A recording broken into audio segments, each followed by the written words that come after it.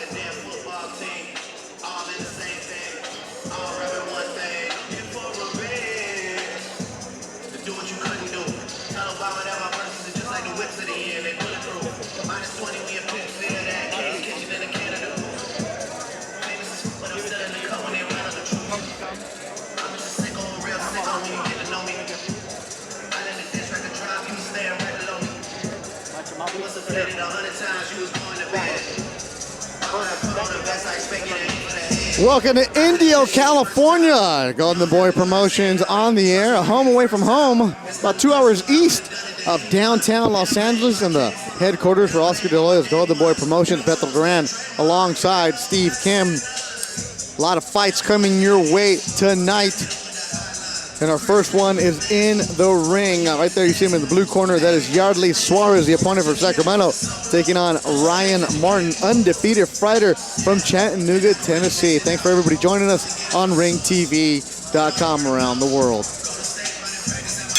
Well, ladies and gentlemen, a very good evening and welcome to Fantasy Springs Resort Casino here in Indio, California for an exciting night of world-class boxing, all brought to you by Oscar De La Hoya's Golden Boy Promotions and sponsored by Cerveza Tecate, Born Bold, and Casa Mexico Tequila. It's in the taste. Our first bout tonight, 8 rounds, this scheduled in the lightweight division. This bout is presented by K2 Promotions with our sponsors Tecate and Casa Mexico Tequila. Introducing to you first, fighting out of the blue corner. Wearing gray trunks, trimmed in black, he weighed in officially 134 3/4 pounds. In 24 professional bouts, his record stands at 19 victories, 5 defeats with 10 wins by way of knockout. From Sacramento, California, here is Yardley Suarez.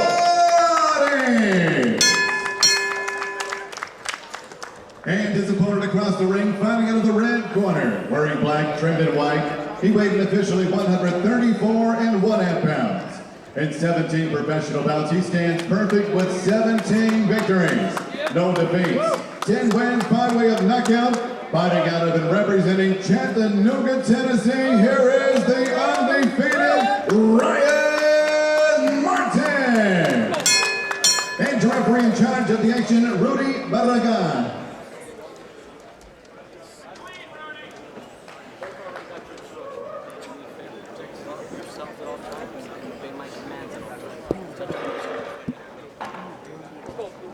Rudy Barragan, third man in the ring. This one's 8 rounds in the lightweight division.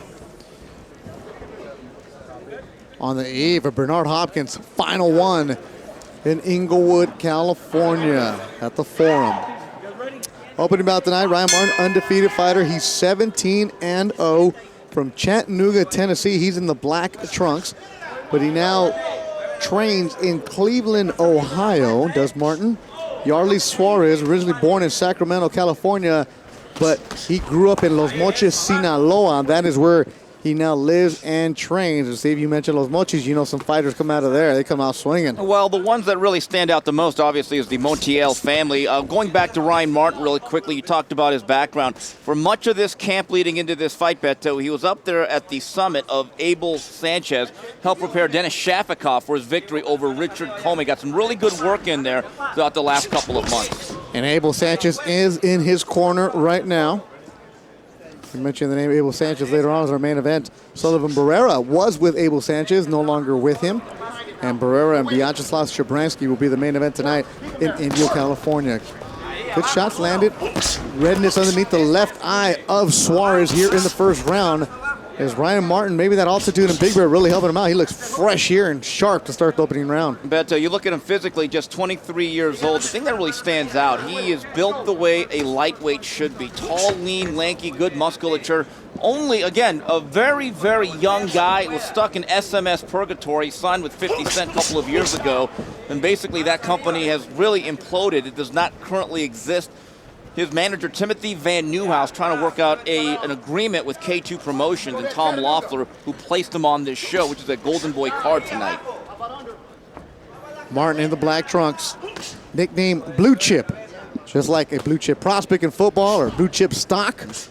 Give it to him by his manager early on in his career. He said, this is a kid you want to buy stock in early. He's now 17-0 with 10 KOs, going to the body, going upstairs with the uppercut. Really controlling this round with anything he wants to do, huh? No, he does. One thing he has is an educated left hand. You can see him pumping out that jab. The lead trainer is Joe Delgua. Now, I've talked to him in the past. They believe that Ryan Martin, within a year, if they stick in about 20 to 23 fights, they believe that within due time, sooner rather than later, if he lands another combination, that they will be able to start going big game hunting at 135. It's a big kid at 135. Yarley Suarez was in the ring 2 weeks ago. Got a decision. I was in Mexico. So they called him last minute, about 10 days ago, which would be last minute for a guy like Ryan Martin. Said, yeah, I'll take a fight. I'm already in shape. Let's go. Asked if he knew much about Martin. He's like, nah, I just know he's undefeated. Well, he's learning quickly. Blue chip. It looks like the real deal. You're at 100. You're at 100, baby. Good combination. 10 seconds. All Ryan Martin in the opening round. It is scheduled for 8. Our opening bout of Golden Boy Promotions in Indio, California.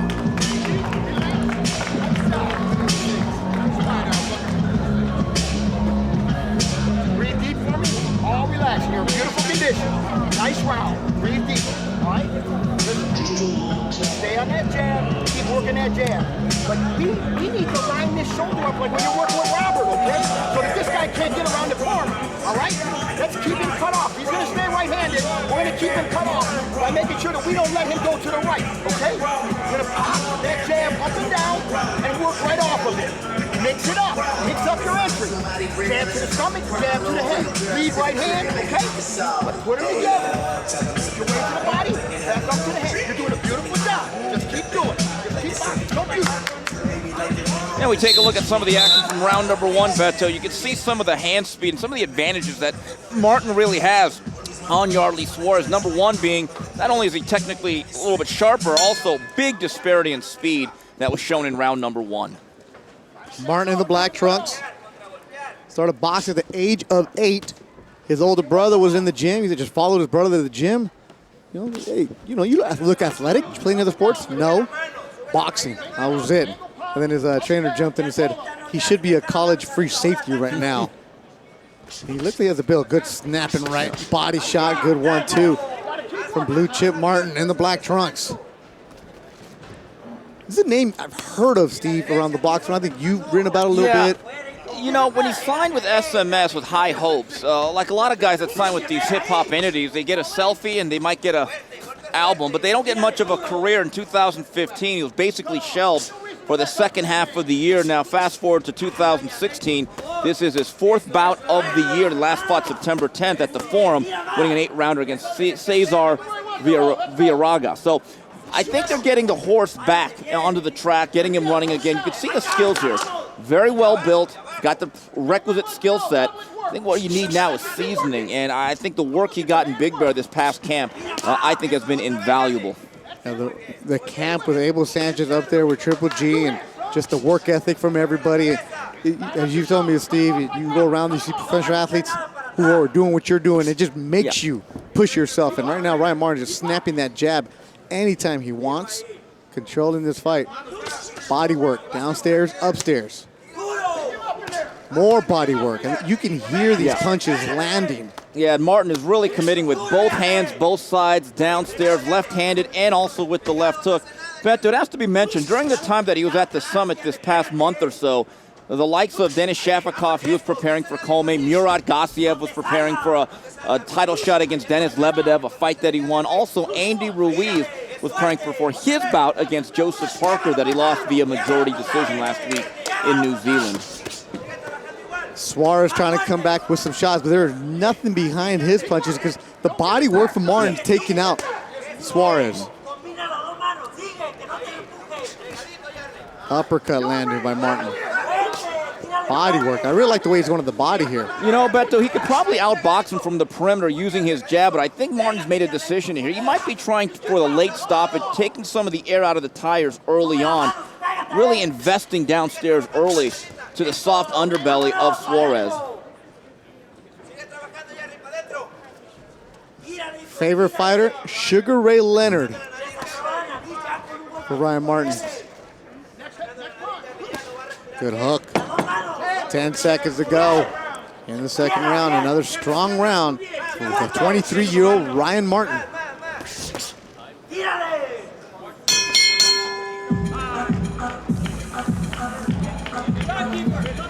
Oh yeah, ladies and gentlemen, it's about to go down in about 50 minutes. All you gotta do is head on over to the Tecate Bowl Bar area. Because in about 50 minutes, 45 minutes, you're about to meet WBC Super Featherweight Champion of the World, Okay? You'll be here tonight, ladies and gentlemen, right on over the Tecate Bowl Bar area, where you see the red ropes, gold poles, is where you can start lining up with your. Now we take a look at some of the action from round number 2. There's a good, solid, stiff jab right up the middle from Ryan Martin. That's been the foundation of his game. But in round number 2, invested a lot to the body, but you get the sense at this point, Beto, anytime he wants to land that jab, that hard stick to begin his attack, it's there for him all night. January 28th, you can get your tickets right now. They're on sale. Fantasy Springs box office, buildup.promotion.com or ticketmaster.com.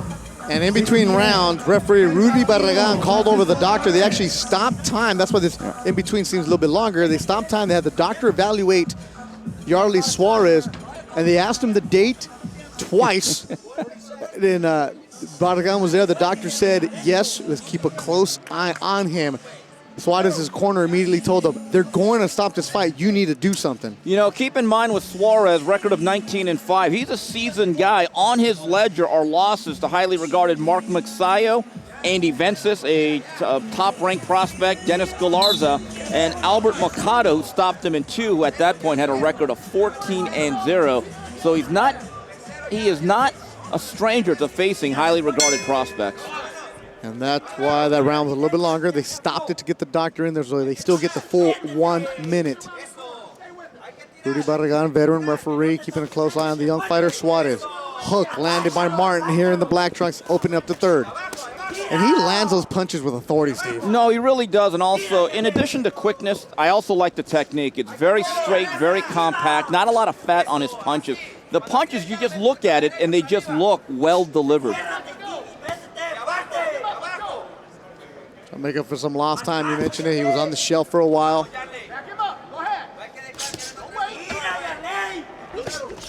Body work. Blood coming down from the nose of Suarez. 1-2 as he lands those shots. The corner of Suarez saying, throw, do something. You know, it's hard to throw, though, when a jab is in your face consistently. When you're beat to the punch time and time again and snapping your head back, if you're not a natural counterpuncher, and if you can't slip that jab like he did right there, very difficult to actually do that, throw. Tira más, throw more, are the instructions for Suarez from the corner. You know, they could say throw more, but I think, but very important, he's got to be the aggressor. He's got to initiate the attack. He's just getting beat to the punch, whether it's on the inside or the outside, almost making it impossible for him to actually punch alongside Martin. More body work. Effective body work, 1-2, good combination from Martin. He said in a second, he's going to take the air out of the tires. Tires are low profile. They're on the rim right now. Well, and the question is, does he have a spare in the trunk? No. I think one of the issues is not only is Martin faster, he's also probably the better pure puncher of the two. And again, just keeps consistently beating him to the punch.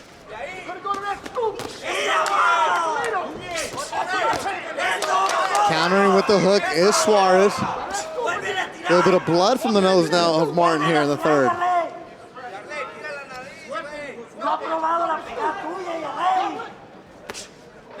Stiff jab, Martin. I like those combinations. First time I've seen him, Ryan Martin. Yeah. No wasted effort on him. No, and you know, if Martin wanted to make this fight really easy, he could literally just stay off on the perimeter and work off that left hand and work from this distance. I get the sense, though, again, he wants to finish the year with the stoppage and really make a statement before heading into 2017.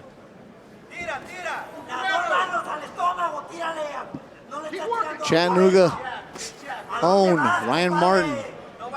Speaking of Chattanooga, if you talk to his manager, the young Timothy Van Nieuwhouse, he really believes that this kid's skill set is a good uppercut. They believe what Terrence Crawford is in Omaha, that blue chip can be in Chattanooga. Really? A very strong regional draw. 3 good rounds for Ryan Martin.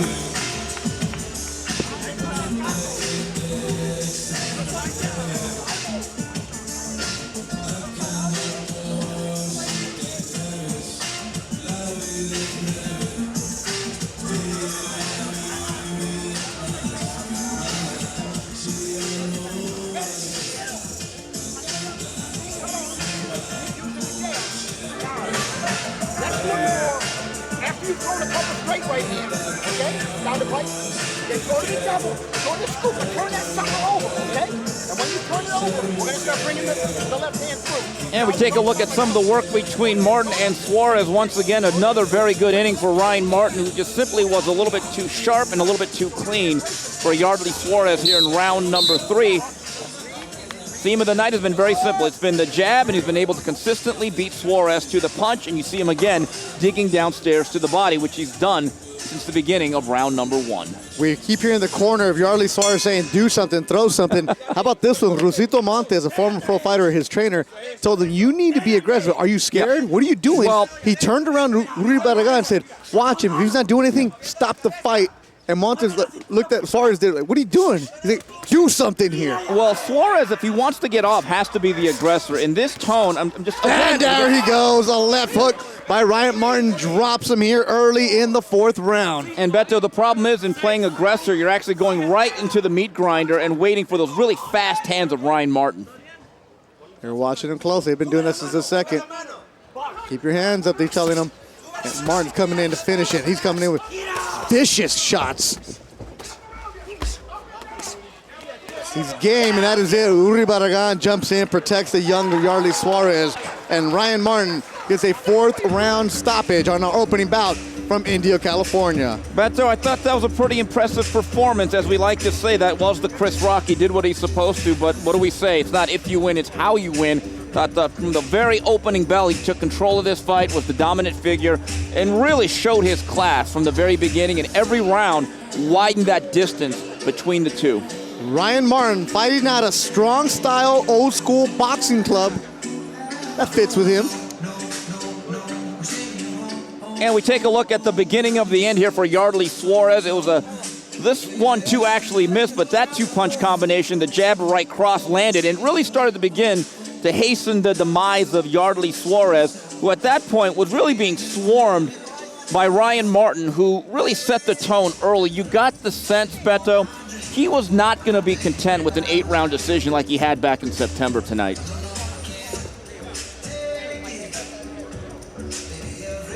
Abel Sanchez beating the Friday traffic, getting here for the 5 p.m. start.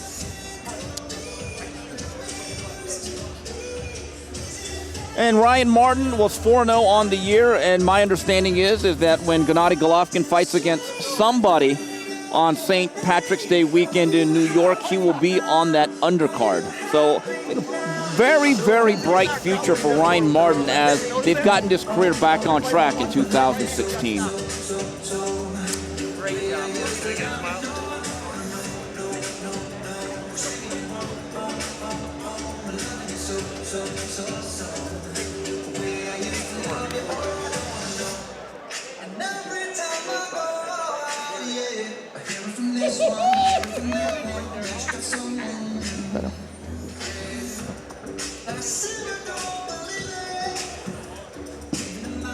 Let's go to ring announcer Joe Martinez. Ladies and gentlemen, here comes the official time. 48 seconds, round number 4. Referee Rudy Barragan puts a halt to this bout. Your winner declared by KO victory and still undefeated, Ryan Chattanooga, Tennessee's own, and training in Cleveland, Ohio's Ryan Martin, blue chip. Now 18-0, his 11th stoppage of his career. Like I was telling you, Steve, I heard of him, but I really hadn't seen him, and it was more of his outside of the ring stuff that was going on. You mentioned because of the business side. You know, tonight, listen, let's not overblow this. It's not like as if he fought Jose Luis Castillo, but sometimes a young prospect, when you see him, does he pass the eye test? I think tonight against a seasoned trial horse that's been in there with other blue chip prospects, I would say tonight was a passing grade for the blue chip. Certainly looked like a stock you want to buy some futures in.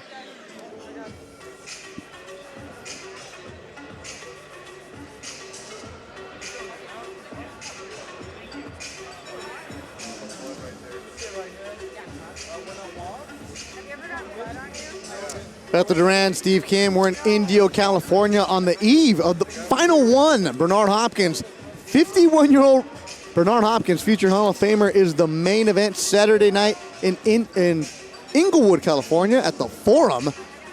And Bernard taking on Joe Smith out of Strong Island, Long Island, he said. And that was one where Bernard was really loquacious at his final press conference, and Bernard has some footage with the Ring TV cameras.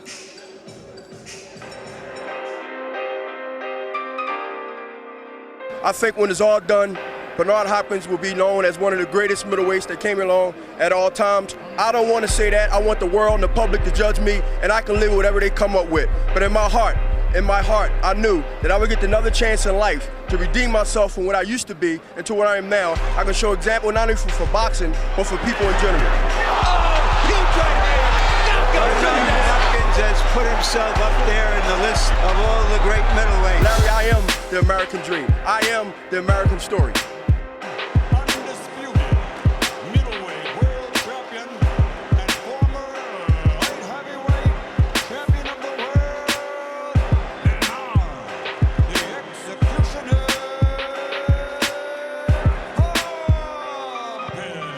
I had a plan is to box as well as I can, win fights, and then get to the last bit of good orange juice, and then this is what you see.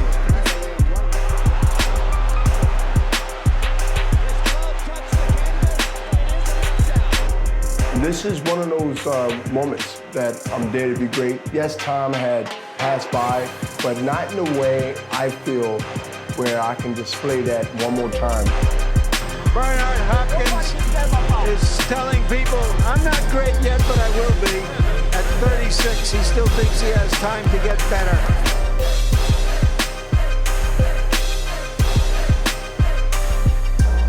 I understand that I must be on point to be able to get a send-off that I feel that I want, the way I want to do it, to show people in boxing and around the world that in some cases, age is not a factor. And I just have to go ahead and display that one more time. This will be the final one. But you know what? You save the best for last. Like any great entertainer, they normally give a blockbuster performance on the way out of their career. But I want to go out on a good note. I want to go out on a positive note, and that's being a winner.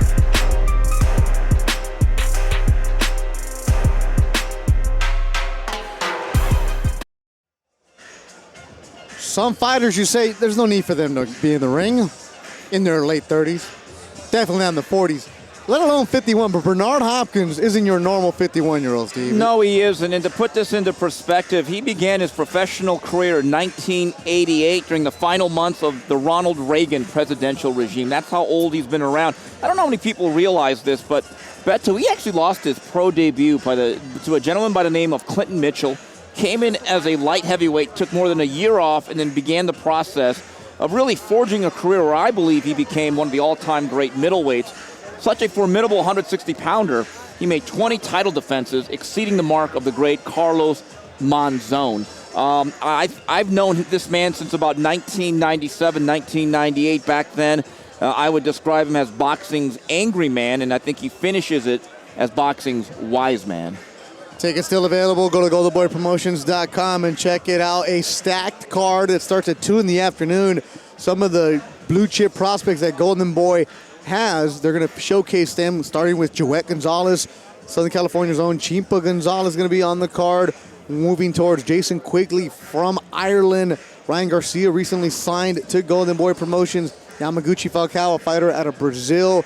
There is a stacked card going, and a fighter that Oscar De La Hoya is really high on, 126-pounder, Joseph Diaz Jr., who's been a main event fighter here at Fancy Springs, a 2012 Olympian from South El Monte. He will be the co-feature on HBO on the night that Bernard Hopkins has his final bout. And Joseph Diaz Jr. taking on Horacio Garcia, a rugged veteran from Mexico, only one loss. And JoJo is a fighter who, Steve, I know you've written a lot about him, and this is a kid, passes this test. 2017 could be shaping up really nice for him. Well, what do we call him? The graduate. From the Fight Night series at Belasco Theater to the program here. This is his second HBO appearance of 2016. If you look at the WBC ratings, he's either 1 or 2. I believe at the WBC convention this weekend in Miami, they have made it clear that he will have a box off with Josh Warrington. He wins that fight, he will be in line for a title shot at Gary Russell. It's a very deep division at 126, but I think that JoJo Diaz has clearly established himself as a legitimate young contender, very sharp, very high boxing IQ, and I think he's got a very favorable style in the hard-charging Horacio Garcia. Joseph Diaz Jr. sat down with our Ring TV cameras.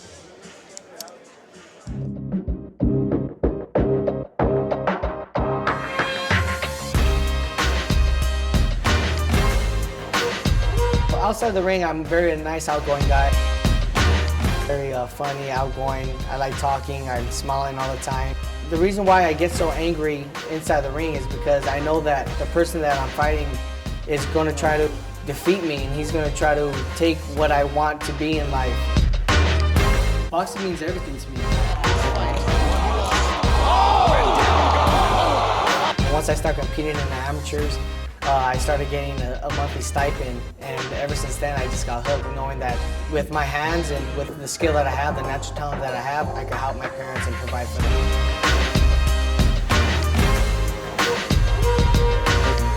I'm a good boxer, but I am a good brawler on the inside as well, and I could take shots and I could deliver shots. Yeah, this is Bernard Hopkins' last fight, but this is the start of my career to showcase to everybody that I'm the real deal in the boxing room. Nice shot by Diaz. JoJo now, nice flurry of punches there. And right there, big shot there by Joseph Diaz. If it wasn't for my dad, I wouldn't be where I am today. He kept me out of the streets, all the bad influences. He kept me away from all that. He made sure that I was on the right track, and I really appreciate him for that. I just want to take the time out to just want to thank my dad again. I love you, Dad, and I really appreciate you, and we're in this for the long haul.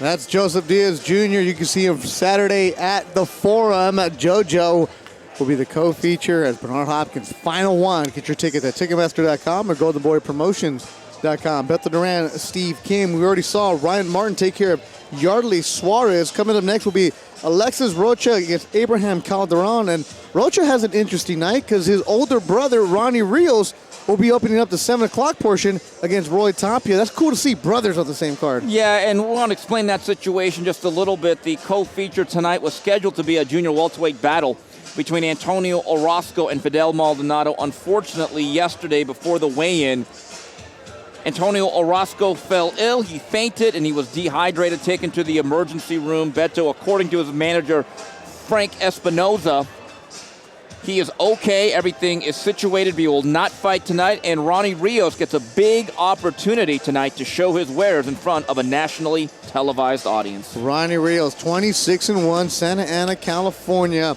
His biggest victory was over Jason Velez on the night of Cotto and Canelo. That was in November. Here you see him at the Blasco Theater in the main event when he stopped old friend Efren Esquivias. That was a quick stoppage, and Rios looked really good. 26 years old is Ronnie Rios, and this is a fighter who is coming into his own, not just as a boxer, but as a man. You've seen him grow up. No, and actually now he sported a full beard, so he literally is a fighter with a good beard, as they say. It'll be interesting to see what the future holds should he get past Tapia tonight. According to his trainer-manager Hector Lopez, since they weighed in well below the 126 level, very good chance, Beto, they may be migrating down to 122, where the waters aren't quite as choppy in terms of getting a title as they are at 126. That'll be coming up at 7 o'clock Pacific time. He takes on Roy Tapia. Does Ronnie Rios. His brother Alexis Roacha is coming up next and is working towards our way, the main event. Slava Shabransky, undefeated, takes on Sullivan Barrera. And before that, you're going to see Eddie Gomez. No more E-boy. He is now Hijo de Honduras. Eddie Gomez, he's 19-1. He takes on undefeated Rashidi Ellis, who's been in camp with Cotto Canelo. Eddie Gomez from Bronx, New York, Steve, 19-1. He's also a fighter who, it will tell you that he had some things outside of the ring he had problems with, but now it's completely focused. 4 fights ago, he had his only defeat, a tough 12-round decision to the rugged Francisco Chia Santana. Eddie Gomez at his best likes to work from the mid-range on the inside and really get his fast combinations going from this distance. This fight, to me, I hope it's as contentious as it was for the stare-down. No love lost between Gomez and Ellis. Right now, these guys, while the IBF North American title is on the line, I think what they're really fighting for, Beto, quite frankly, is placement to really be a legitimate young welterweight contender. There you see Gomez his last time out. That was against John Carlos Sosa, good Puerto Rican fighter. Gomez came out, said that was a fight where he had to go through some adversity, chuck up some ring rust, got the win. Didn't look as good as he thought he should have, and he came back tonight with a new trainer. He's going back to the old school. Somebody was with him early on in his career. Yes, and he's also going back to the Bronx. He believes that has rejuvenated him. He's at an interesting point in his career. He's certainly not an old fighter at age 24, but he's been on the scene for at least 5 or 6 years. I remember him coming up as a young prospect. Talked about that setback to Francisco Santana. Victory over the undefeated Ellis, who comes in with the mark of 16-0. I think would be a very, very solid victory, Beto, at this stage of his career. Main event in the light heavyweight division, a fight that's been brewing for a while. Slava Shabransky, who had a big win in New York exactly a year ago today, he takes on once defeated Sullivan Barrera. Barrera from Cuba, his only loss coming against Andre Ward. And here you see Slava Shabransky, the fighter in the black trunks for the Ukraine. This was just a stay busy fight that we had at Belasco this summer. And that was against Oscar Riojas, who we stopped in 3 rounds, dominated from the onset. Beto, you talk about that fight last year, which I believe came on the exact same weekend. Tough 10-round decision over Yuneski Gonzalez, who had fight prior had really pushed Jean Pascal in Las Vegas on an HBO appearance. If he's able to beat Sullivan Barrera, whose one loss is to a very skilled, accomplished fighter in Andre Ward, I think it firmly places him among the top 10 at 175 pounds. Shabransky from the Ukraine said he knows a lot on the line. Beto Duran, Steve Kim, waiting for our second bout of the night here at Indio, California, on the eve of the final one. Bernard Hopkins taking on Joe Smith. 51-year-old B-Hop fighting at the Forum. Get there early, check it all out. A lot of Golden Boy prospects will be on the card as our next fight is ready to make his way into the ring. Our second one in the super welterweight division. El Chato Calderon.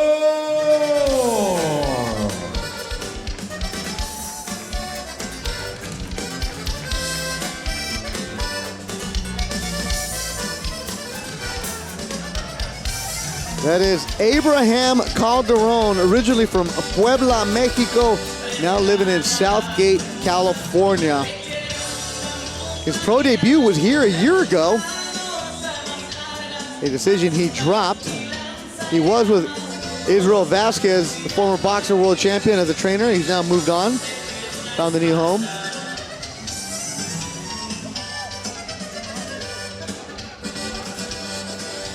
And Beto, last year he turned pro and had a record of 0-3, but in his last bout, September 24th, he rebounded for his lone victory, a 4-round decision over Evan Hernandez. So he does come in with a little bit of momentum.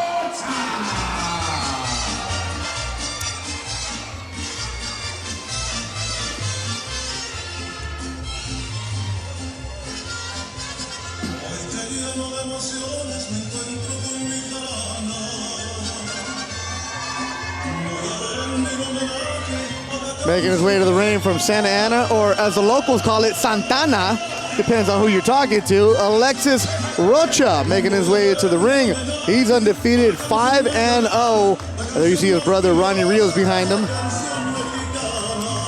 Roacha 5-0, Steve, 4 KOs. I think we've seen every single one of his fights, haven't we? We have, and it'll be interesting tonight to see how many rounds he gets. Out of those 4 knockouts that he's had, 3 of them have been first-round variety. So it's obvious, if you take a look at that family between Ronnie Rios and Alexis Roacha, it is Roacha that got the punching genes.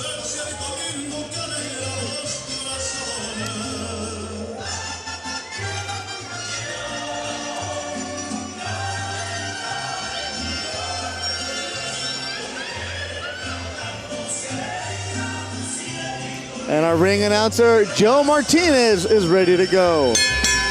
And here we go, ladies and gentlemen. Next bout tonight, 4 rounds. This in the super welterweight division. Introducing to you first, fighting out of the blue corner, wearing gray with yellow. He weighed in officially 149 1/2 pounds. He enters the ring tonight for the 5th time as a professional, hailing from Los Angeles, California. Here is Abraham Calderon. And his opponent across the ring, fighting out of the red corner, wears black trunks trimmed in gold with both the flag of Mexico and the USA. He weighed in officially 148 1/2 pounds, and in 5 bouts stands perfect with 5 victories, no defeats, 4 wins by way of knockout. Fighting out of and representing Santana, California, here is the undefeated Alexis Roacha. And your referee in charge of the action is Wayne Hedgeman.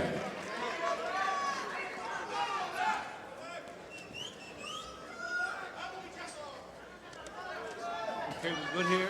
You got your instructions in the dressing room. Obey my commands at all times. Protect yourself at all times. Touch him up. Wayne Hedgemith, our 3rd man in the ring. The tell of the tape for this one, Steve, it's 4 rounds. And you take a look at the age difference. Alexis Roacha still just 19 years old. He also has a noted advantage in terms of reach. We're underway. Alexis Roacha is the southpaw from Segerstrom High School. And he's very aggressive, comes out early, 5-0, 4 KOs, a fighter that Golden Boy is really high on. Has that power. He's got 4 KOs.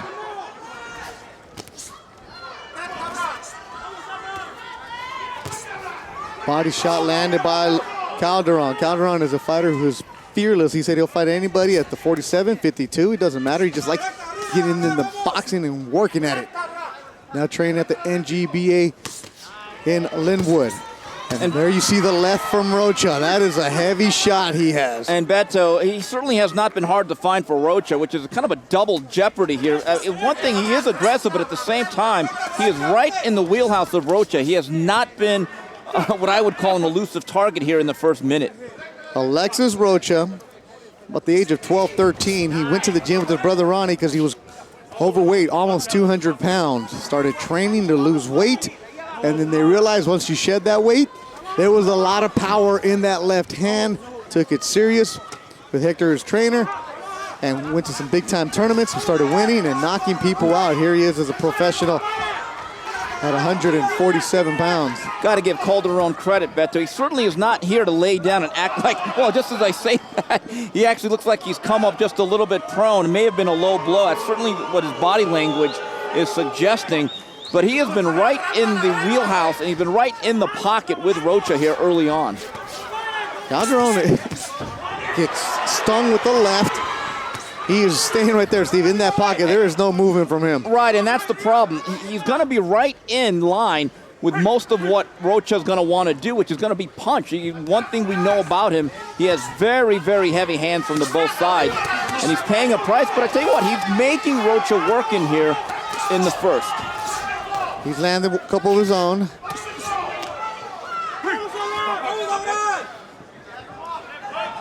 Roacha said the day he became a pro, the first time the punches landed, he told himself, whoa, this feels a lot better than the amateur world. Well, you go from what, big gloves to 8-ounce gloves, but at 147 also you're hitting guys without headgear. Now, if Calderon's going to be inside, I think he's got to be right where he is. He's got to be all the way inside. The theory is when you do something like this to a puncher, what you want to do is be able to smother them and not allow them to really unfurl those arms and catch you at the end of their punches. It's like throwing inside to a big hitter? Absolutely, or just throwing a wool blanket on a fire, just smothering. Final seconds of the opening round. It is scheduled for 4 in the super welterweight division. Alexis Roacha, Abraham Calderon.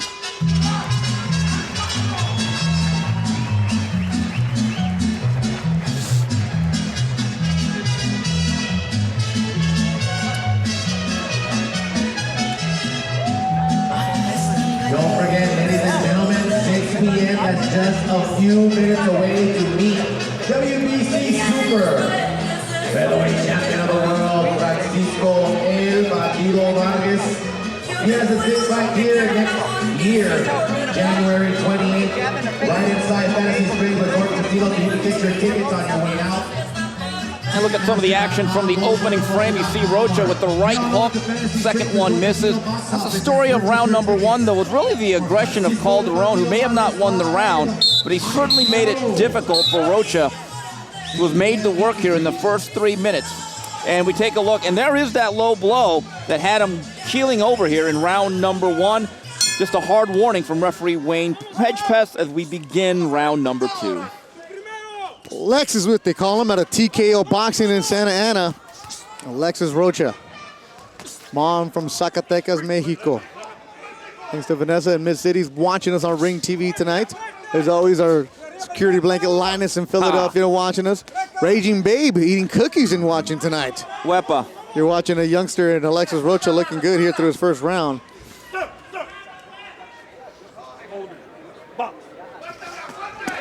Oh, and good body shot drops Calderon here early in the second. A body shot that everybody in the building heard. Beto, that was a right hook right around the left elbow of Calderon, perfectly placed.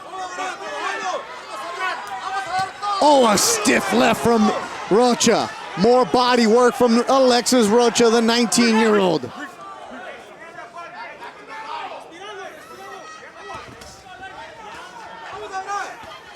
Body work, digging in. Calderon's game. Don't know for how much longer. Roacha's trying to end this one here.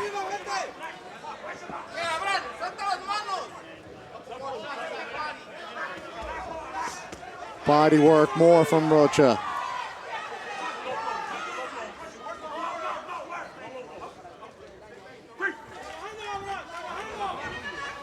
Trying to smother him is Calderon. Another body shot, stiff. Left from Roacha. Calderon sneaks one of his own in there.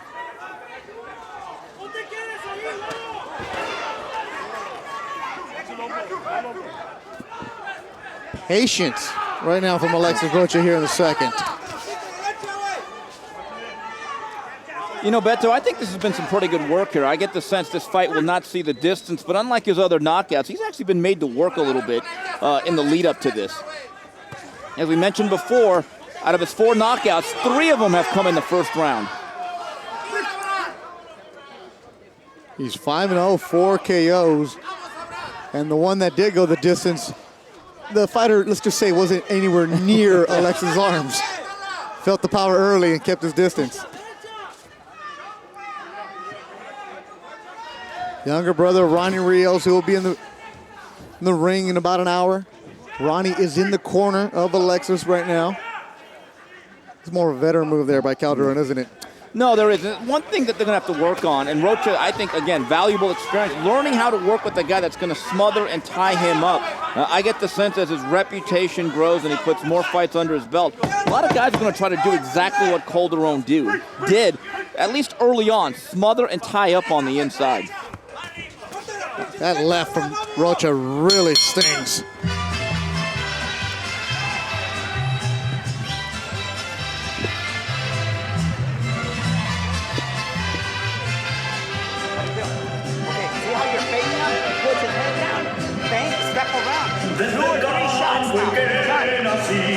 We'd like to remind the fans that tomorrow, live on HBO, one of the greatest legends of boxing history makes his final one.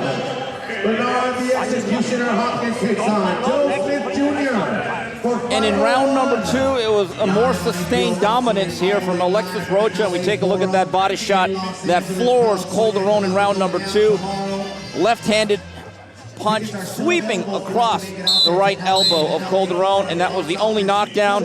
But to Calderon's credit, Beto, he is up and at it, and we do begin round number 3. Third round scheduled for 4 to Alexis Roacha, the southpaw, and Abraham Calderon. Calderon 1-3. He was here a year ago in his pro debut, and he lost a decision. Body work. Alexis Roacha digs into the body. Steve, I know that's one thing you stress with young fighters. Go to the body. Don't fall in love with going upstairs. No, there's no doubt about it. He's very good at actually bending that front knee. That's one of the key things. No matter what side you're from, bend that front knee and get that hook. But really, body punching to me is a mentality. And you've got to practice that. I think it's hard to do that on the mitts. I get the sense that Roacha, not having seen him in the gym with Hector Lopez, probably puts in a fair share of work on the heavy bag. Digging in, body work, and that drops him for the second time in the fight. First one was a hook, this one a hook to the body. Calderon jumps up, Wade Hedgepeth keeping a close eye on him. Oh, there's people watching right now all over the world and in the country. They're seeing Alexis Roacha. He'll gain those muscles in him. He's no longer that chubby 200-pound kid. He's eating right and training with his brother. You see it paying off.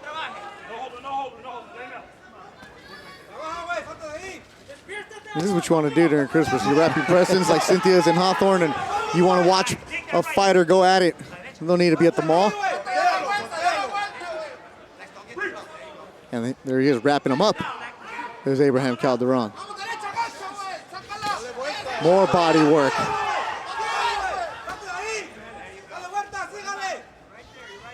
Grinding right now is Roacha.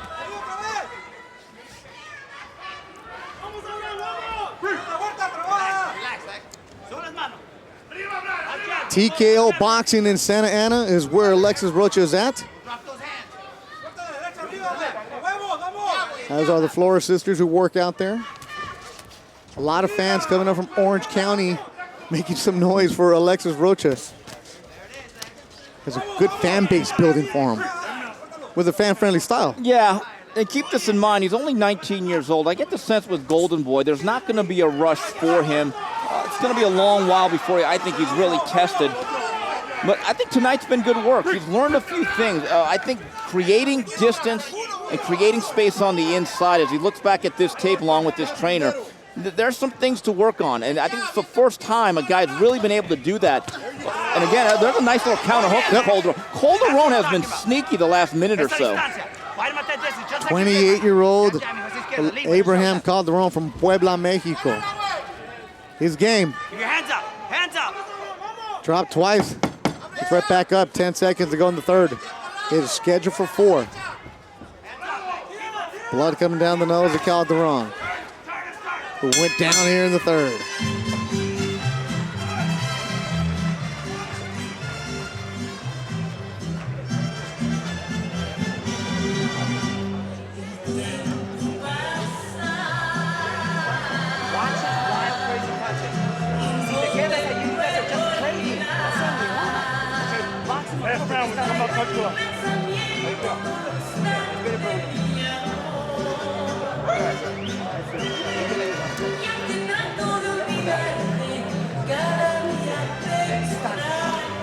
And going back to round number 3, it was the second trip to the canvas for Calderon, and once again it was due to a right hand to the body once again, but got to give Calderon credit, Beto. I actually thought the last 90 seconds he actually fought on even terms, was actually sneaky, and you see some of the hooks that he was landing. It'll be interesting to see how Rios approaches round number 4, which is the final round, given the fact he's built himself a sizable lead on the scorecard. Fourth and final round, Alexis Roacha and Abraham Calderon. Calderon getting worked on by Big Serge Estrada. Had some blood coming down the nose of Calderon. Also, one of the best in the business, Mike Rodriguez, crime fighting cutman, watching us. He'll be at the forum tomorrow, working the corner of Ryan Garcia, fighter that Golden Boy is really high on. Thanks for support all over. It's always good when the boxing world is tuning in on Friday night.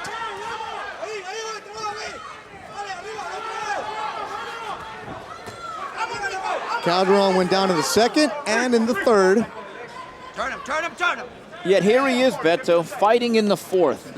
I don't think this has been nearly as easy as Roacha expected it to be after scoring that first knockdown in the second. It's tougher than his 1-3 record indicates, is Calderon.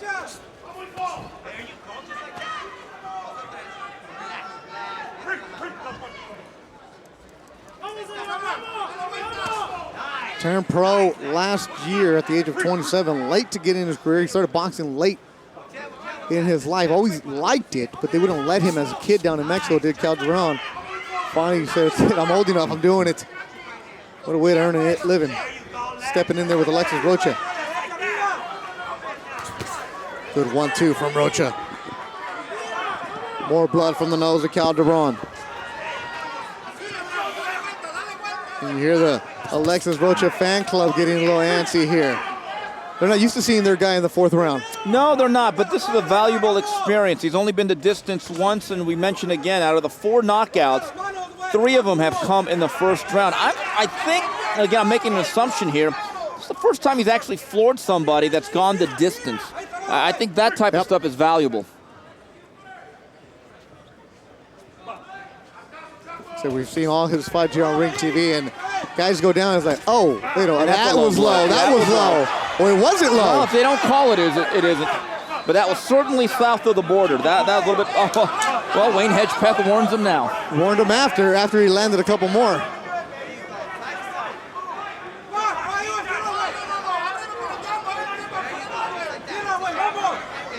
You said it, you and Doug Fisher have always said, you don't want a guy to be 10-0, 10 KOs, but he hasn't been pushed a little bit. No, you need to be pushed in every fight. I still remember the case of Tyrone Brunson, who first 20-some-odd fights, he literally scored 20 first-round knockouts. And First round? Yes, and it was some sort of Guinness Book of World Record. And you set the record, but it came at the cost of actual physical and career development. I guess you could say it was boxing's version of the mannequin challenge who he was facing at that point. Oh, man. Is that over yet? Yeah, you know what's funny? I remember the first time Brunson had a real fight was against Carson Jones, and he got completely exposed. It was literally the first time someone really showed him any type of professional resistance, and he fell apart. Tonight strong rounds. Was a very, very good, solid work for Roacha. There's some stuff to work on. You saw what he did well. But he got 4 rounds under his belt, and I think sometime in 2017, Beto, he will eventually become a 6-round fighter. 4 good rounds between Alexis Roacha and a very game Abraham Calderon. Calderon floored the second and third, got right back up, and brought the fight to the 19-year-old Roacha. A little blood from Alexis Roacha first time, huh? He was in a fight. Give Calderon credit. He was outgunned, but he was game, and I thought he was sneaky in the second half of that fight. Beto Duran, Steve Kim. We're in Indio, California. Keep the tweets coming using the hashtag RingTVLive.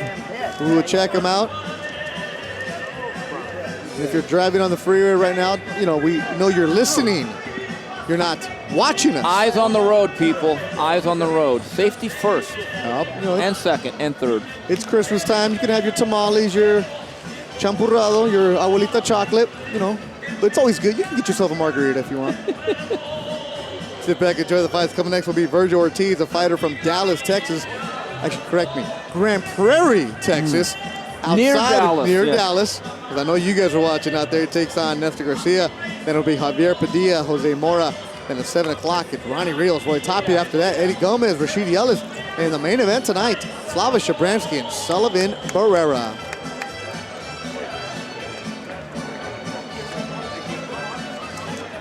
The judges are putting the cards together. Earlier this afternoon, the weigh-in at the Forum for the final one, Bernard Hopkins and Joe Smith. And Joe Martinez is ready. Ladies and gentlemen, after 4 rounds, we go to the judges' scorecards, and all 3 judges have it scored the same, 40-34. Your winner by unanimous decision and still undefeated, Alexis Roacha.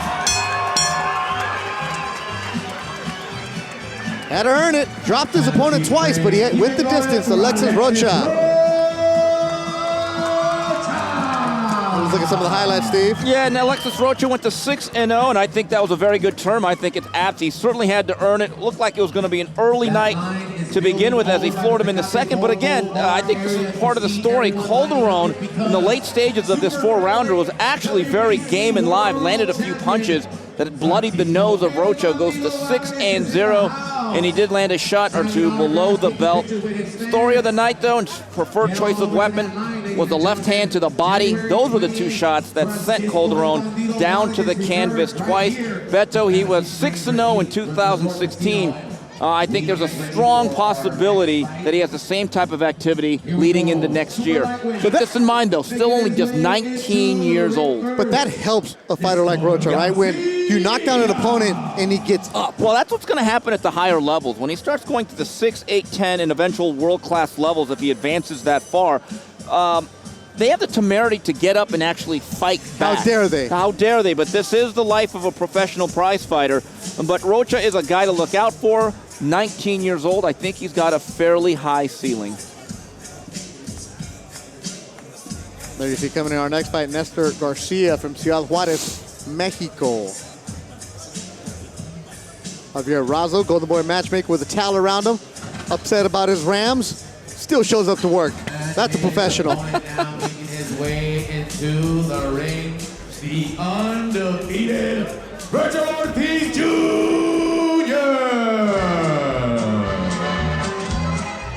There he is, coming into Ramon Ayala's Un Rinconcito en el Cielo. Virgil Ortiz, Grand Prairie, Texas, which is near Dallas. He's 2-0, 2 KOs. Now training with Toño Diaz in Indio, managed by Joel Diaz. And Joel Diaz, best known for training the Desert Storm, Tim Bradley in Another Life, has a very deep and talented roster of young fighters. He believes Virgil Ortiz is as blue a chip as he has. He is a natural-born puncher.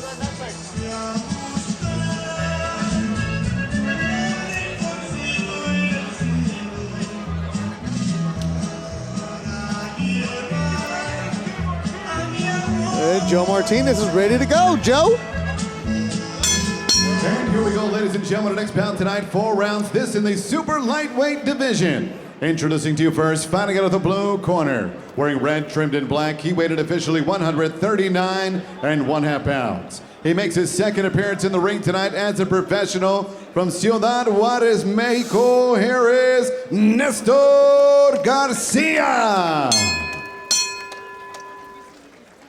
His opponent across the ring, fighting out of the red corner, wearing black, trimmed in silver, weighed in also 139 1/2 pounds. In 2 professional bouts, he has 2 victories, both wins coming by way of knockout. From Dallas, Texas, here is the undefeated Virgil Ortiz Jr.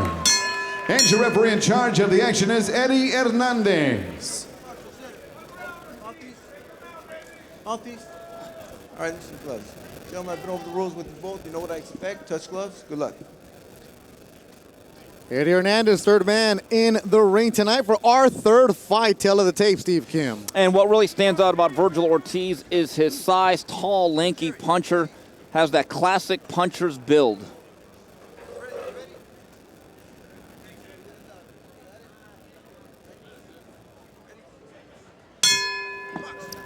Virgil Ortiz in the black trunks, a fighter Golden Boy really high on. His last bout was at Cowboy Stadium in the Canelo undercard. Got a chance to fight home and took advantage of it. He's 2-0, 2 KOs. This is a fighter who was homeschooled, actually went to Grand Prairie High School, missed a lot of school because of going to some of the big-time national tournaments. Still an honor roll student, ran cross country, sub 5-minute mile, still goes after it. Splitting time between Indio and Grand Prairie. Goes back there after a fight for a week, and he comes back with Joel, living in a house with a bunch of the other fighters in the Joel Diaz management group. Get some great sparring with some of the best around in the Coachella Valley. Some of the other names that are in that group, I guess you call them a boxing fraternity, would be Louis Correa. Yep. Certainly a bright young prospect with a big left hook. Cesar Diaz, skilled all-around fighter.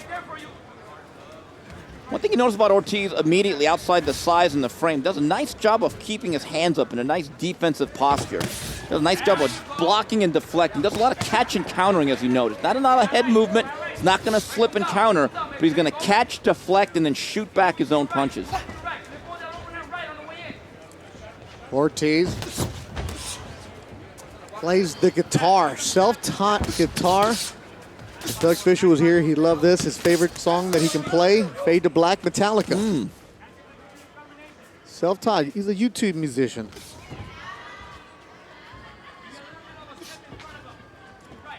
A lot of people watching back home in the Dallas area. Grandmother Frances Mela supports him a lot, watching also. Really focused fighter. Talking with Joel, he said one of the kids that you just know he's going to do the work. You don't have to worry about him. But we were here for his pro debut July 30th in this very same venue. Now, that was a very short, explosive fight. He just kind of stood out, though. Yeah. Didn't look like a kid making his pro debut. Another thing I like about Ortiz, look at the angle of his head and his chin, how down it is. Now, this is a kid that was very well taught from the beginning, fundamentally. Started boxing. His dad, Virgil, took him to the gym. It is V-E-R-G-I-L. Good hook by Ortiz. Winging punches from Nestor Garcia from Ciudad Juarez, Mexico.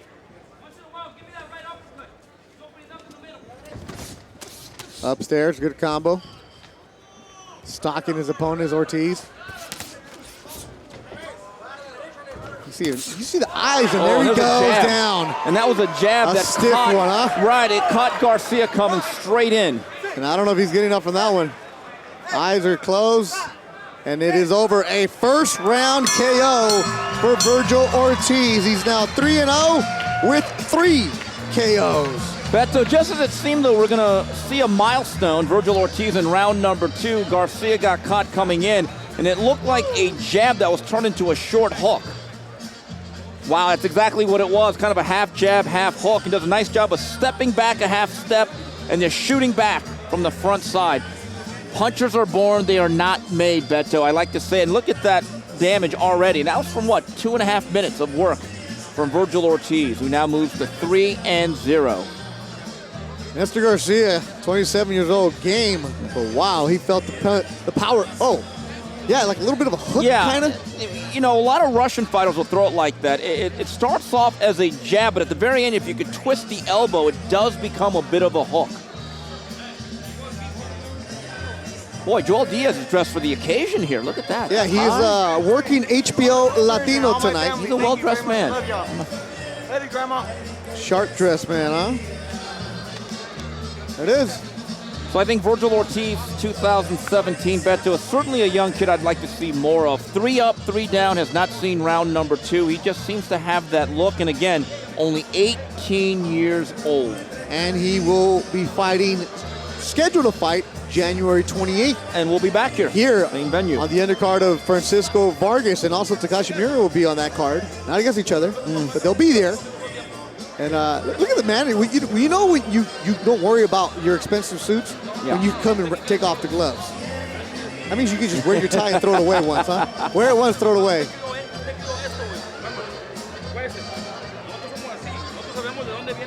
Let's go, Joe Martinez.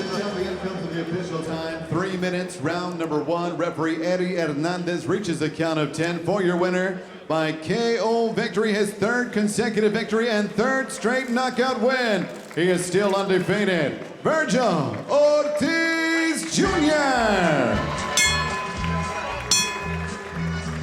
Grand Prairie's own Virgil Ortiz coming home for a week only. He's going to be 3-0 with 3 KOs. It's his freshman year of college. He's a kid to look out for, but again, I don't want to crown him just yet in the vein of Dennis Green. We've got to see what he does against some real professional resistance, and can he go a few rounds. But based on what we've seen in what is his maiden journey as a professional prize fighter, he's certainly a young man to keep an eye out on. Up next, ladies and gentlemen, from Indio Califa, Javier Padilla.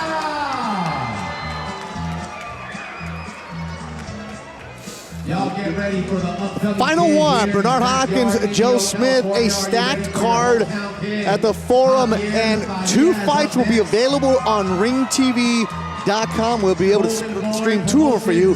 Ryan Garcia, who makes his Golden Boy debut, he's 5-0 out of Victorville, California. And from Danigal, El Animal, Jason Quigley, now living in Southern California.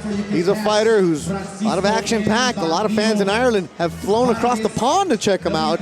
There is actually a bus leaving Huntington Beach from one of the bars to go see Quigley specifically, and Jason sat down with the Ring TV cameras.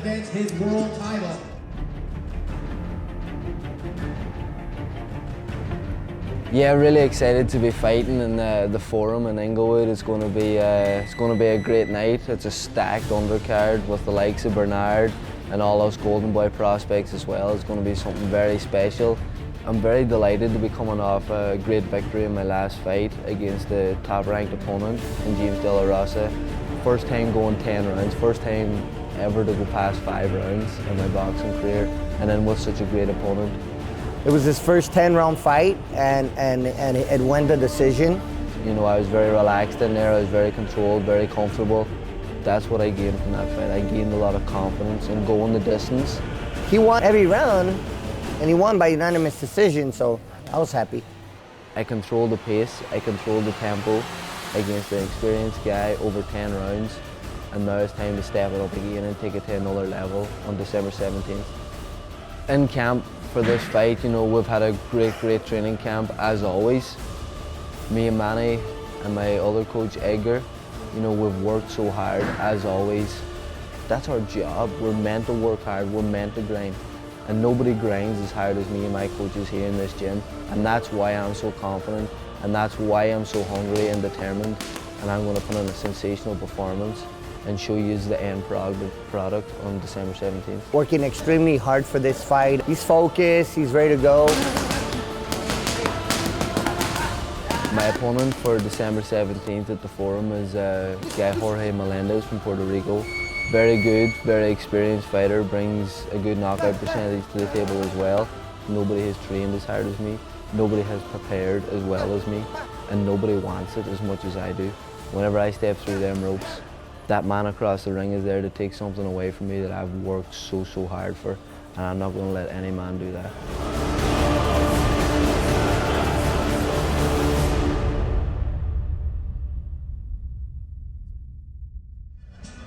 Tomorrow night, Forum in Inglewood. Check out Jason Quigley, Ryan Garcia.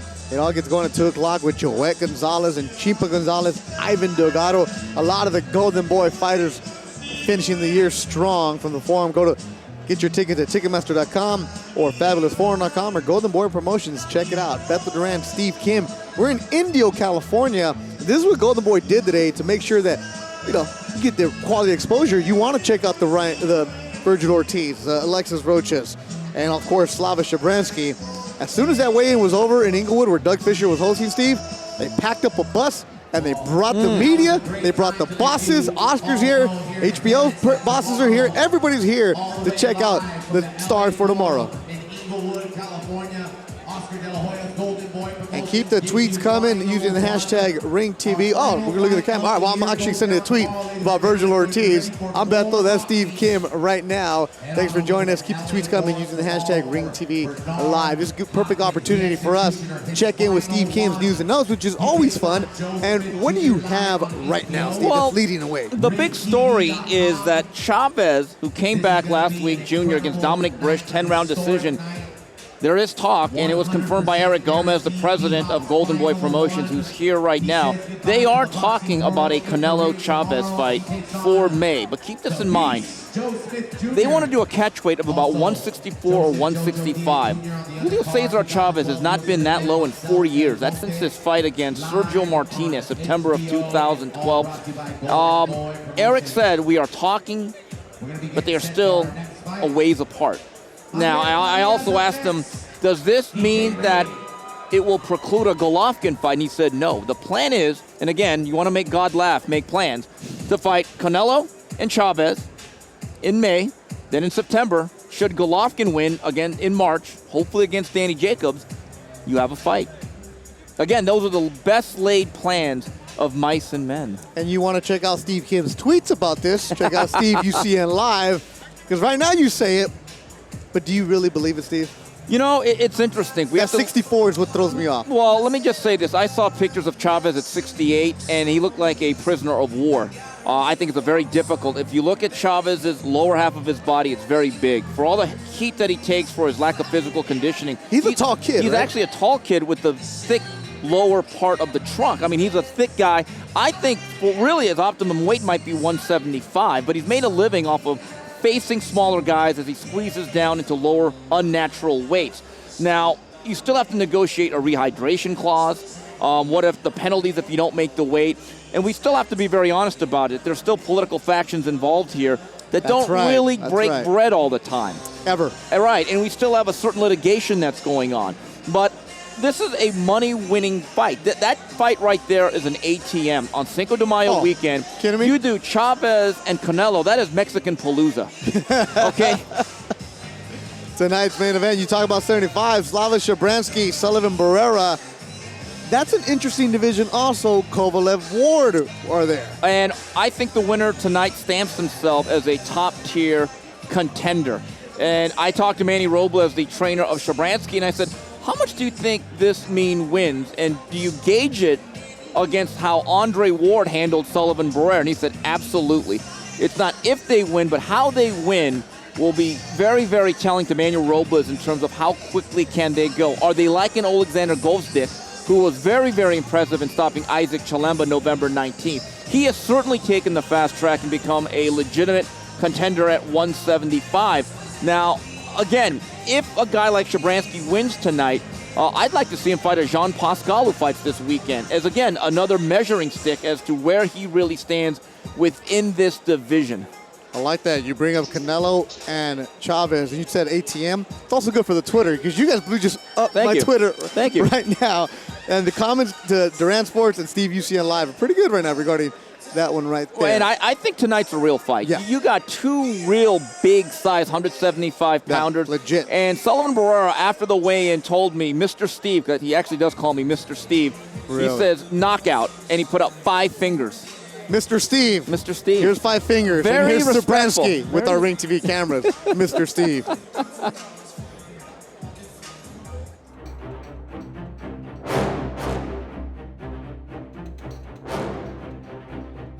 In Ukraine, it was amateur. When I came here, I met Manny Robles, and he's completely changed me. Well, let me tell you something, man. I mean, we work extremely hard in the gym, like I said, and you know, you win your fights in the gym. So right now, I think this is probably, I want to say this is his best camp ever. He's dedicated. He's matured. From last year to this year. What I'm thinking when I came here, first of all, I was come to the ring and fight, like, you know, just don't think and just fight like MMA fighter. But man say, hey Slava, take it easy, and he give me thinking in the ring. Fighting with Yunieski Gonzalez, I think that was a big step up for him. And then now we're going up facing another Cuban in Sullivan Barrera. It's gonna be a fun night, man, and I expect nothing but greatness from Shabransky. When I spar with Bernard, I learned a lot.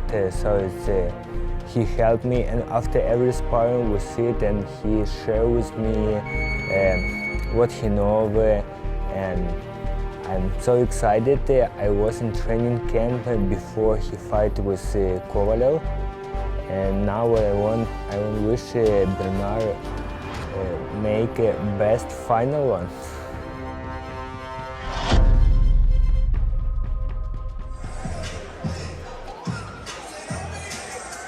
Final one tomorrow and tonight, Slava and Sullivan Barrera. And another young light heavyweight that I want to point out that is very highly regarded is Artur Beterbiev, who fights later this year. Hard-hitting 175-pounder, also from that region of the world. But I think if Shabransky comes up with a clear victory with feathers in his cap like Yuneski Gonzalez and Sullivan Barrera, I think he's right in that range alongside Gostik and Artur Beterbiev. As Miguel Montero checking in. Thanks, Montero Unboxing, for checking in.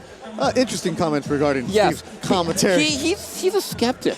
He's a skeptic, Montero. What else you got in that fancy notebook? Look at this notebook. This is how legit old school he lives. Yeah. Notes, baby. And by the way, it's me. Me, 2016. Yeah. Steve, 1985. And by the way, in the room, I have a trapper keeper. I just want to let everybody know. Last week on HBO, Terrence Crawford took on Johnny Molina, and Terrence Crawford, unfortunately, will be having a Christmas vacation. Then I'll go more into that. But Ray Beltran, also very explosive against Mason Menard. Yep. What I saw, it's my opinion, I've seen Beltran develop from a journeyman to a quality sparring partner. I think right now at 135, you take a look at some of these belt holders like Terry Flanagan, Jorge Linares. I'm not on a neutral setting, 12 rounds. I think Beltran is a tough out for any lightweight in the world. Steve Kim, Beto Duran, keep the tweets coming using Ring TV Live, the hashtag. Javier Padilla is up next against Jose Mora. That's moments away. Check out Steve's podcast on Monday with Mario Lopez. Gabe Montoya, the Montoya Factor. Well, I'm a Montoya Factor kind of guy. But one with Mario Lopez is three knockdown rule. 3 knockdown rule. You can see Steve. Pictures are very. They're not staged. They're not. They kind of are. Yeah. They are. Yeah. They are. He gets good shirts out of it. Get great shirts. Yeah. Send them my way. We'll take a picture with them, folks. At the Fantasy Springs Resort and Casino. This is what you call vamping and filling. Yeah. As we've had a first-round knockout for Virgil Ortiz. Alexis Roacha, a unanimous decision. Ryan Martin, a 4th-round KO. Padilla's coming up next.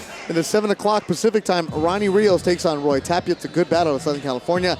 Eddie Gomez from the Bronx. Rashidi Ellis, Boston, Massachusetts. As we mentioned, Slava and Sullivan Barrera. And Will, you let me know where I'm going with this right now. As Francisco Vargas is here in attendance, he's actually doing the meet and greet.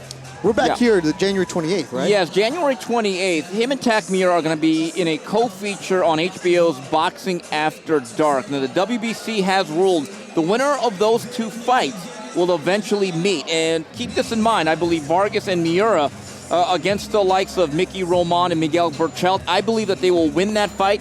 That'll be a rematch of what many people consider the 2015 Fight of the Year. Beto, we were there at the T-Mobile Center last November.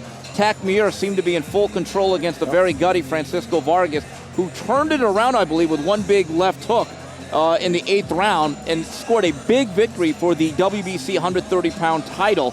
One note about 130, talking to Sean Gibbons, boxing guy, Orlando Salido, they are in negotiations to fight Vasyl Lomachenko in a rematch. Really? March of 2017, a venue being mentioned, place we're going to be tomorrow night, the Forum. And the great job by Lance Pugmire writing about Orlando Salido right now, who is driving as an Uber. Yeah, and I don't know what Greg Hawkins thinks about a Mexican Uber driver. Not a Tijuana cab driver, that's right. but an Uber driver. Vargas sat down with our Ring TV cameras, and one thing about January 28th, it's HBO, it's a Saturday night. That means you can make a weekend here at the Fantasy Springs Resort and Casino.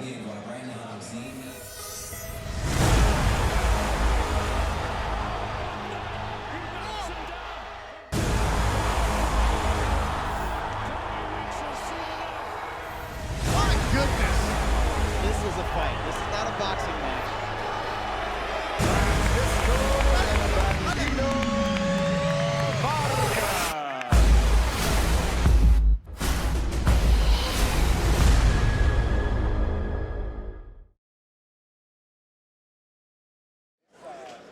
January 28th, Fantasy Springs Resort and Casino. Beto Duran, Steve Kim hanging out here. We will be back for that one, as so is Mura. Then the Golden Boy, Velasco, the Blasco. The Fight Night, Fight Club? LA Fight Club, there we go. LA Fight Club at the Blasco will be the first Friday of January. And here we go, we got some fighters making their way into the ring, no longer vamping. That is Jose Mora and Javier Padilla.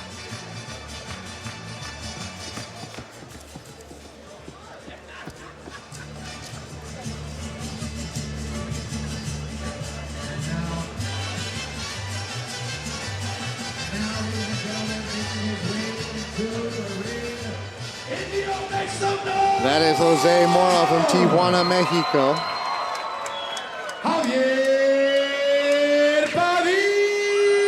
A fighter who sold over 300 tickets is making his way into the ring. Javier Padilla from Indio, California, went to Coachella High School.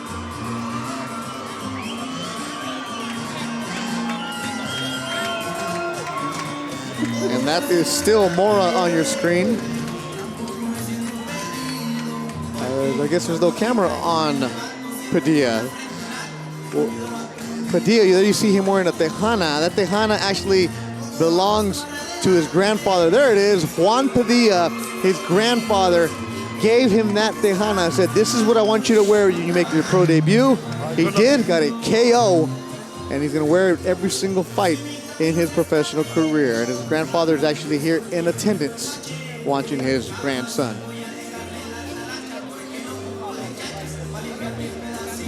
Joe Martinez, if he's ready to go. Are you ready, Joe? He is. And here we go, ladies and gentlemen. 4 rounds this scheduled in the super bantamweight division. Introducing to you first, fighting out of the blue corner. Wearing green trunks, trimmed in red and white. He weighed officially 118 1/2 pounds. He looks for victory number 1 tonight in this, his second professional bout. Hailing from Tijuana, Baja California, Mexico, here is Jose Mora.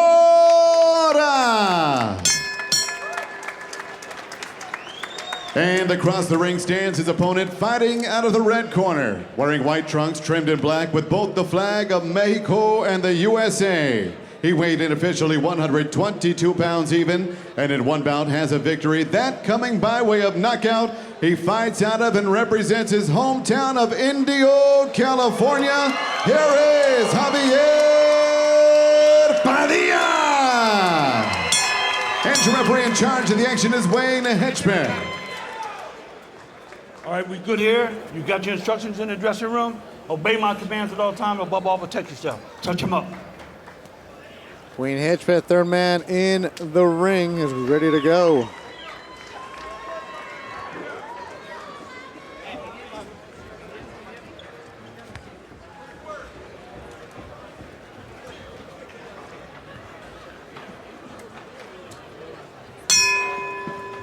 Box. We are underway. In the white trunks is Javier Padilla. He's 21 years old. Trained by Toño Diaz. Born and raised in the Coachella Valley. Coachella is 2 hours east of downtown Los Angeles. Yes, that is where they have the music festival every year. Also a good spot for amateur boxing. Had some good fighters coming out of the desert. You mentioned earlier, Timothy Bradley. Randy Caballero, former world champion. Just good quality fighters out here. And speaking of Caballeros, announced earlier this week, he has re-signed with Golden Boy Promotions. Look for his return sometime in the spring of 2017, most likely at this venue, Beto. Padilla, in the white trunks.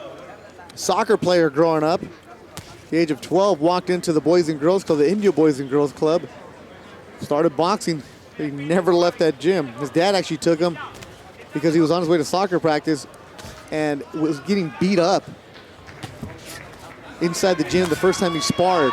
Told his dad, no, that's not gonna happen again. I wanna go back in there and beat these kids.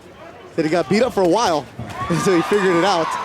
And then he had a lot of amateur fights, did good for himself. Now here's a pro in the second pro fight in his backyard. Long rangey kid, huh? No, he is. And one note about Mora, who's 0-1, his pro debut was on September 23rd. He's knocked out and won by Ruben Villa, highly regarded prospect that Artie Palulo and Thompson Boxing signed. Villa best known for beating Shakur Stevenson, silver medalist a couple of times in the amateurs. Oh, that kid. It's a beast from what I've heard. Amateur-wise, of course. In the green trunks is Jose Mora from Tijuana, Mexico. His dad was a fighter. His uncles were fighters. Borderline, you're borderline. He started taking it serious at the age of 13.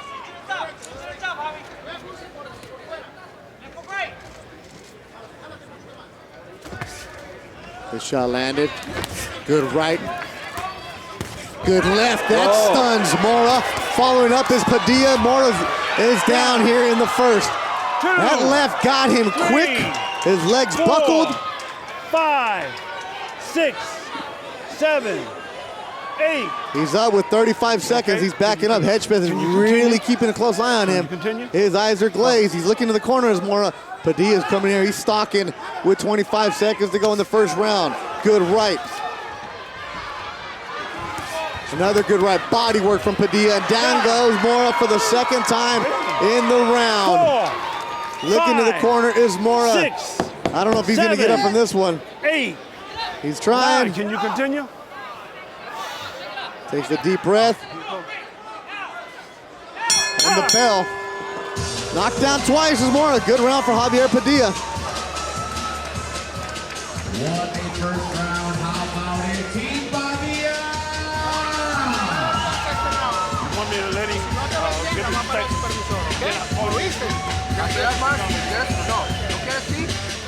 Looking at the corner of Mora, the ringside physician is peering in very closely. They've asked him a few questions. It looks like they are going to allow him to continue.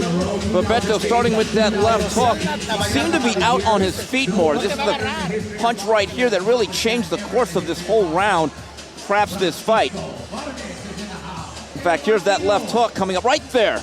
And Beto, I think for a second or two, he might have been out on his feet.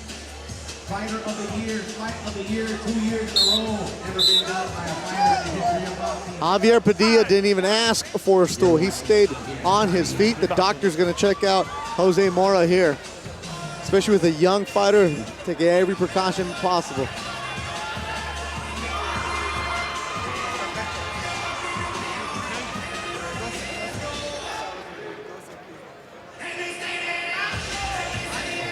Doctor said yes, but Wayne Hedgepeth, veteran referee, you know he's going to keep a tight eye on Jose Mora. Javier Padilla just became a father to Nevaeh Marie November 6th. Here he is trying to get his second professional win.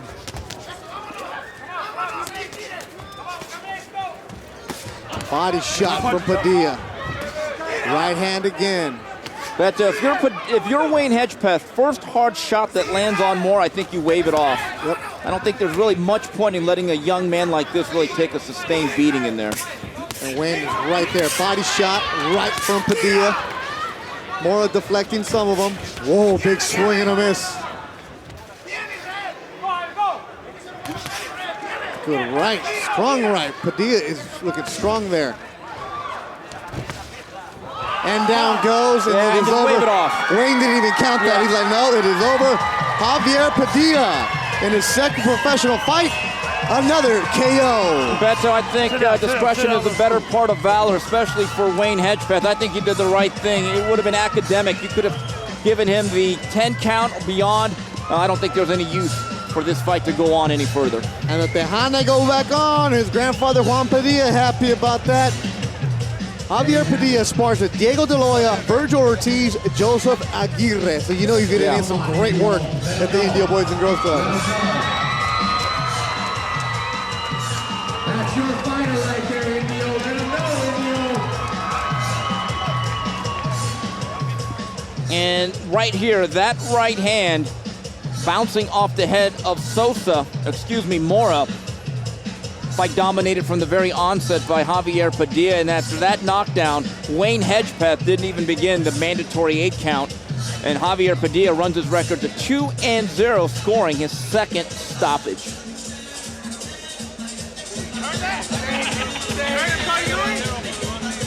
Trained by Toño Diaz, who's known him since he was the kid walking into the gym.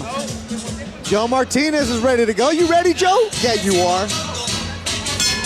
Ladies and gentlemen, the end comes at the official time of 44 seconds, round number 2. We have your winner by KO victory. He is still undefeated, Indio's own Javier Padilla.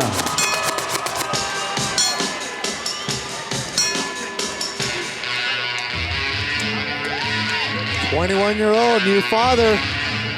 Only took a week off after his last fight to work with his daughter, be with his daughter. Get right back to it.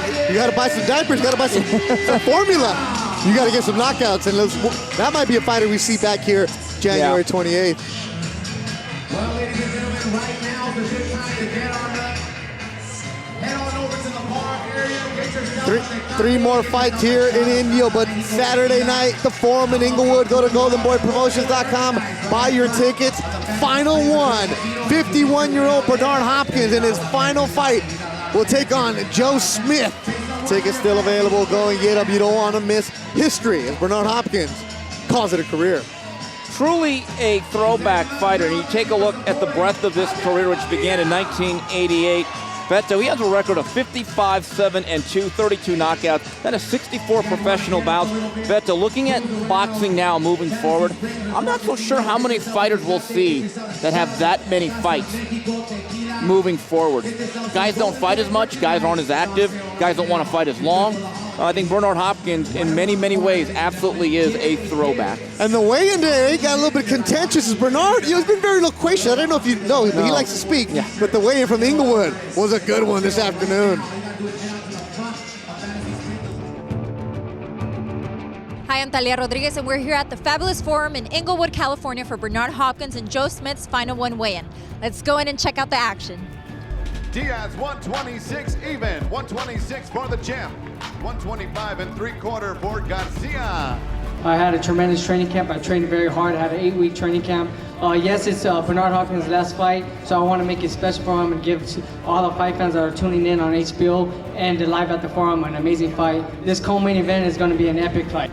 I'm prepared to win. I came to win, and whether he's number 3, 2, or number 1, we're going to beat him. Bernard, the executioner, Hopkins! Hopkins, 174 pounds. And he comes in 174 pounds, Joe Smith Jr. I'll be able to give a guy, Joe Smith, his final ass whooping. I am common, but I'm going to put on a great show, and this common man's going to beat his ass.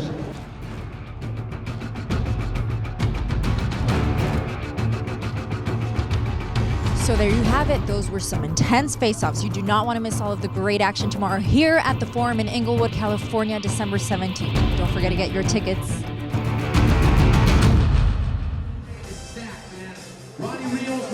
Final one at the Forum in Inglewood Saturday night. And tonight, we've already seen 4 fights in the books. 3 of them were knockouts. 7 o'clock.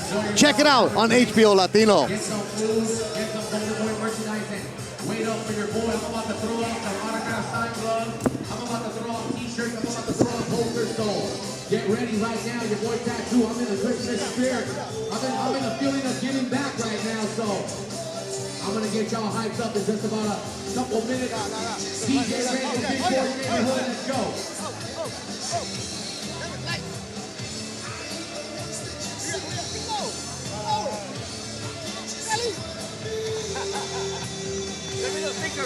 La mandó, eso es para Snapchat. Oh. Snapchat tiene toda esa madre.